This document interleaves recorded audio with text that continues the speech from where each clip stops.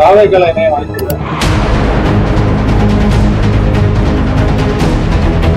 Maybe சொல்ல முடியாது. கரூர் சம்பவம் கூட பாத்தீங்கன்னா நான் நேர்ல போயிருந்தேன்.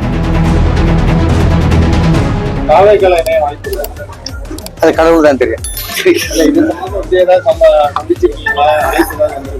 இல்ல நான் தொடர்ந்து இப்ப நீங்க கரூர் சம்பவம் கூட பாத்தீங்கன்னா நான் நேர்ல போயிருந்தேன்.